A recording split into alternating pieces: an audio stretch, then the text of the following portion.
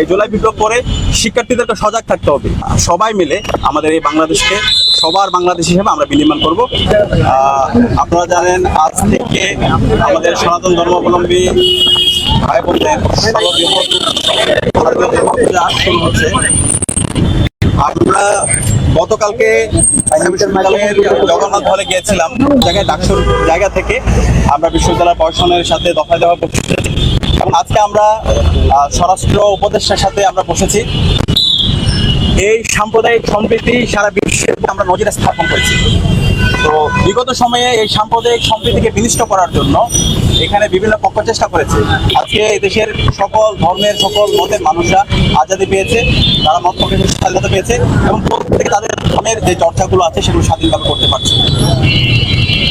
আমার এইবারের যে পূজা, সেই পূজায় যেন সবাই স্বাধীনভাবে সুন্দরভাবে ধর্মীয় আমাদের যে উদযাপন আছে সেটা যেন সুন্দরভাবে করতে পারে, সেই জায়গা থেকে আমরা আমাদের পরামর্শগুলো স্বরাষ্ট্র উপদেষ্টাকে জানিয়েছি। বিশেষ করে নিরাপত্তার বিষয়গুলো আমরা শুধুমাত্র ঢাকা বিশ্ববিদ্যালয়ের কথা বলিনি, একই সাথে বাংলাদেশের যত প্রতিষ্ঠান আছে, যতগুলো বিশ্ববিদ্যালয় আছে, কলেজ আছে, স্কুল আছে এবং একই সাথে আমাদের সারা দেশের যত পূজা মণ্ডপ আছে সব জায়গায় যেন নিরাপত্তা নিশ্চয় করা হয় এবং পর্যাপ্ত আইন শৃঙ্খলা বাহিনীর যেন মোতায়েন করা হয়, একই সাথে সিসিটিভি যেন রাখা হয়।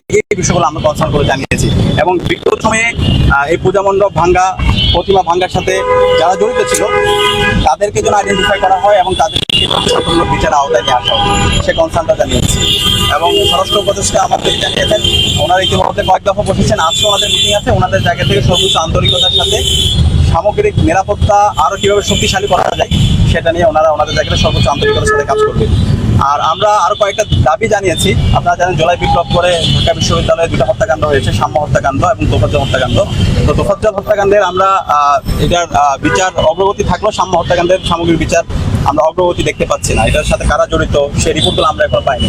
আমরা বলেছি সাম্য হত্যাকাণ্ডের সাথে যারা জড়িত ছিল এটা তদন্তের রিপোর্ট দ্রুত দিতে হবে এবং এই হত্যাকাণ্ডের সাথে যারা জড়িত আছে তাদের সবাইকে দৃষ্টান্তমূলক বিচারের আওতায় নিয়ে আসতে হবে। এবং একই সাথে আমরা সারা দেশের সবাইকে, মুক্তিকামী ছাত্র জনতাকে আহ্বান করব, আমাদের এই বাংলাদেশ যে সাম্প্রদায়িক সম্প্রীতির যে অনন্য নজির আমরা বিগত সময় স্থাপন করেছি, এই জুলাই বিপ্লব পরে শিক্ষার্থীদেরকে সজাগ থাকতে হবে। আমরা সারা দেশের প্রতিটি পূজা মণ্ডপ এবং আমাদের যে উৎসব, সেই উৎসব যেন নির্বিঘ্নে যেন বাস্তবায়ন হয়, সেই কারণে আমাদেরকে সজাগ থাকতে হবে এবং সর্বোচ্চ আমাদের সার্বিকভাবে সহযোগিতা করতে হবে এবং আমরা সবাই মিলে আমাদের এই বাংলাদেশকে সবার বাংলাদেশ হিসেবে আমরা বিনির্মাণ করব এবং আমরা আমাদের এই বাংলাদেশকে সাম্প্রদায়িক সম্প্রীতির অনন্য নজির সারা বিশ্বে স্থাপন করব।